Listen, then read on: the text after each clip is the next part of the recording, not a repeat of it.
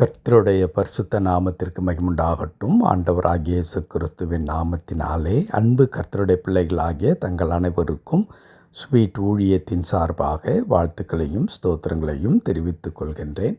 ஆதியாகமத்தின் புத்தகம் 18ஆம் அதிகாரம் 25வது வசனம். ஆதியாகமம் 18ஆம் அதிகாரம் வசனம் 25.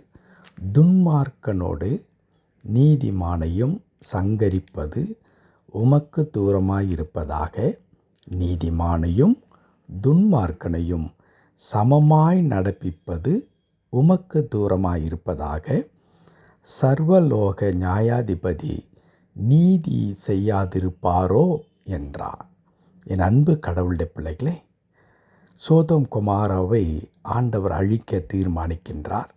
அதற்காக ஆண்டவர் இறங்கி வருகின்ற இந்த காரியத்தை ஆபிரகாம் அறிந்தவுடனே கடவுளுடைய சமூகத்தில் அவர் பரிந்து பேசுகின்றார்.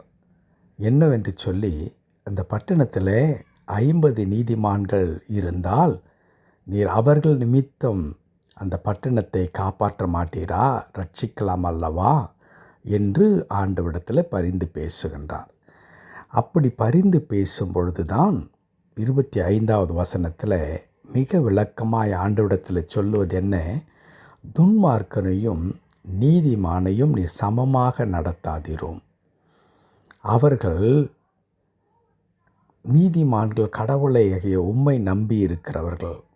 துன்மார்க்கர் தங்களுடைய மன விருப்பத்தின்படி வாழ்ந்து உமக்கு வேதனை உண்டாக்குகிறவர்கள். ஆகவே அந்த பட்டணத்தை நீர் அழிப்பேன் என்று சொல்லும் பொழுது அங்கே உமக்கு பயந்த மக்களும் கூட இருப்பார்கள் அல்லவா, அவர்கள் பாதிக்கப்படக்கூடாதே என்று அங்கே பரிந்து பேசுகின்றார்.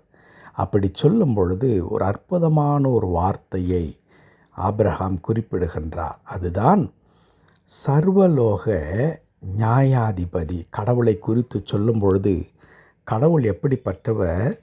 சர்வலோக நியாயாதிபதி. ஆம், நம்முடைய ஆண்டவர் எல்லா உலகத்திற்கும், இந்த முழு உலகத்திற்கும் அவர் நியாயாதிபதியாக நியாயம் செய்கின்றவராக இருக்கிறார். எந்த தேசத்தாராக இருந்தாலும், எந்த இனத்தாராக இருந்தாலும், எந்த மொழி பேசுகிற கலாச்சாரத்தை உடைய மக்களாக இருந்தாலும் அவர்களுக்கு நம்முடைய ஆண்டவர் கடவுளாகவும் இருக்கிறவர் மாத்திரமல்ல, அவர் நியாயாதிபதியாக இருக்கிறார். அந்த நியாயாதிபதியை குறித்து ஆபிரகாம் மீண்டும் சொல்லும் பொழுது, அந்த சர்வலோக நியாயாதிபதி நீதி செய்யாதிருப்பாரோ என்று கேட்கின்றார். கர்த்தருடைய பரிசுத்த நாமத்திற்கு மகிமை உண்டாகட்டும். நீதி செய்யாதிருப்பாரோ? சர்வலோக நியாயாதிபதி நீதி செய்கிறவராக இருக்கின்றார். அவர் முழு உலகத்திற்கும் நியாயாதிபதியாக இருக்கிறவர் நீதி பிசகாமல் இருப்பார் என்பதை இங்கே வலியுறுத்துகின்றார். என் அன்பு கடவுளுடைய பிள்ளைகளே, இந்த வார்த்தையை உங்கள் உள்ளத்தில் வைத்து கொண்டு இப்பொழுது உங்களுடைய எல்லா பிரச்சனைகளையும் நினைவு கூர்ந்து சொல்லி பாருங்களேன். எனக்கு இவ்வளவு பிரச்சனைகள் இருக்கிறது, எனக்கு விரோதமாய் அநேக தந்திரமான காரியங்கள் செய்யப்படுகின்றது, என்னை வஞ்சிக்கிறவர்கள், ஏமாற்றுகிறவர்கள், என்னை மோசம் போக்குகிறவர்கள், என்னை பகைக்கிறவர்கள், என்னை நிர்மூலமாக்க நினைக்கிறவர்கள் என்று அநேகர் இருக்கிறார்கள். ஆனால் சர்வலோக நியாயாதிபதியாகிய என் ஆண்டவர் நீதி செய்யாதிருப்பாரோ என்று சொல்லும் பொழுது, அன்பு கடவுளுடைய பிள்ளைகளே, கர்த்தர் உங்கள் பட்சத்தில் நிற்பதை நீங்கள் உணர முடியும். இன்றைக்கு ஒருவேளை பலரால் நீங்கள் வஞ்சிக்கப்பட்டு ஏமாற்றப்பட்டவர்களாக, பலரால் நீங்கள் அழிக்கப்பட்டு போக வேண்டும் என்ற நிலை கூட தள்ளப்பட்டவர்களாக இருக்கலாம்.